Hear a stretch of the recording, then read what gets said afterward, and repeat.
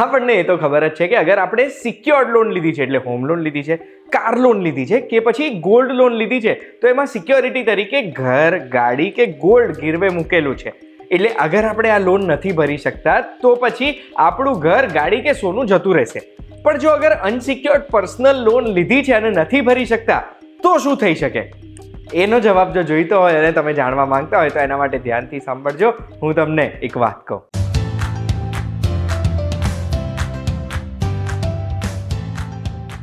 એક વાત કહું, આપનું સ્વાગત છે. મારું નામ છે ગુંજ ઠક્કર. અને જો પર્સનલ લોન લીધા પછી આપણે એના હપ્તા નથી ભરી શકતા તો એવા સંજોગોમાં શું થશે?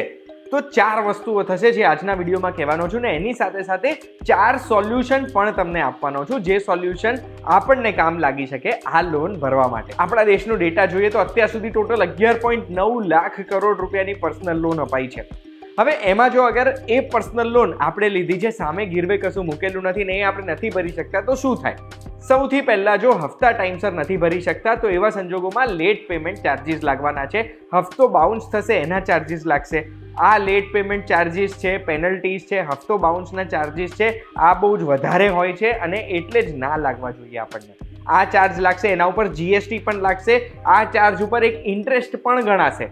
આરબીઆઈના નવા નિયમ પ્રમાણે ચાર્જની ઉપર લાગેલા જીએસટી ઉપર ઇન્ટરેસ્ટ નથી ગણાતો, પણ ચાર્જ ઉપર તો વ્યાજ ગણાશે જ. અને એ વ્યાજ, એ ચાર્જ આપણી મૂડીમાં એડ થતો રહેશે, એટલે લોનની અમાઉન્ટ મોટી થતી રહેશે. બીજું, આપણો ક્રેડિટ સ્કોર ખરાબ થશે. એ તો આપણને ખબર જ છે કે લોન લીધા પછી અગર આપણે ટાઈમસર પે નથી કરતા તો ક્રેડિટ સ્કોર તો બગડવાનો જ છે.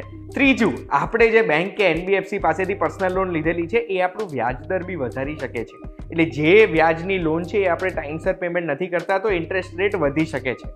અને ચોથું, આપણા વિરુદ્ધ આપણી બેંક કે એનબીએફસી એક લીગલ એક્શન લઈ શકે.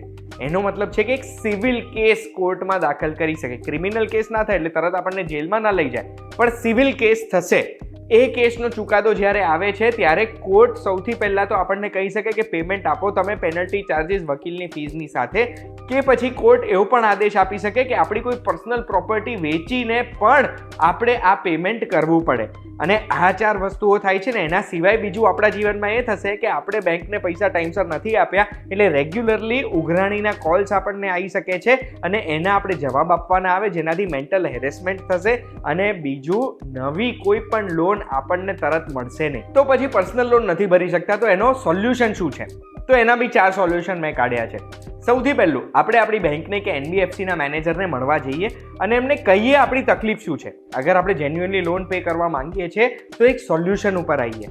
ઈએમઆઈ ઓછી કરી શકીએ છીએ, થોડું આપણને લોન રિપેમેન્ટમાં હોલિડે મળી શકે છે, લોનનું રિસ્ટ્રક્ચરિંગ થઈ શકે છે, લોનને લાંબા સમય માટે કરી શકે છે કે બીજો કોઈ પણ રસ્તો જો બેંક કે એનબીએફસી કાઢી શકે છે આપણા માટે, એ આપણને કાઢી આપશે. બીજું, ડેટ કન્સોલિડેશન કરી શકીએ. એનો મતલબ કે આપણે જો ક્રેડિટ કાર્ડ લોન, ગાડીની લોન, ઘરની લોન, એવી બહુ બધી લોન જો લીધેલી હોય, સાથે સાથે પર્સનલ લોન બી લીધેલી છે, તો બધી લોનોને ભેગી કરીને એક લોન કરી શકાય, જેનાથી એક જ લોનનું રીપેમેન્ટ કરવાનું આવે, આપણે અલગ અલગ લોનનું રીપેમેન્ટ કરવાનું આવે નહીં. ત્રીજું, બેલેન્સ ટ્રાન્સફર કરી શકીએ, જે આપણે બેંકને મળીને કરાવી શકીએ. એટલે જો એવી કોઈ લોન છે જેમાં થોડુંક જ બેલેન્સ બાકી છે અને એમાં આખો હપ્તો જઈ રહ્યો છે તો એવા સંજોગોમાં એનું બેલેન્સ આ બીજી લોનમાં ટ્રાન્સફર થઈ જાય, જેનાથી આપણે એક જ હપ્તો ભરવાનો આવે. અને ચોથું, આપણા કોઈ પણ પર્સનલ અસેટ વેચીને આપણે લોનની ભરપાઈ કરી શકીએ. હવે આમાં એક વસ્તુ આપણે વિચારવાની છે કે આપણે આપણા ફાઇનાન્શિયલ એક્સપર્ટ સીએ પાસે જઈને આ વસ્તુ સમજવાની છે કે અગર જો આપણા કોઈ પર્સનલ અસેટ વેચીએ છીએ તો એનાથી આપણો કોઈ ફાઇનાન્શિયલ ગોલ બગડતો તો નથી ને. અને એ બધું જ પ્લાનિંગ કરીને પછી આપણે એક રસ્તો લેવાય જેનાથી આપણી પર્સનલ લોન ભરાઈ જાય છે. આ વિડીયોની માહિતી એવા લોકો માટે છે જે લોકોના જીવનમાં કોઈક તકલીફના લીધે એ ઈએમઆઈ ટાઈમસર નથી ભરી શકતા. આ માહિતીથી જો તમને કંઈક નવું જાણવા મળ્યું હોય તો આવી જ માહિતી માટે એક વાત કહું, જોતા રહેજો. આપણે ફરી મળીશું.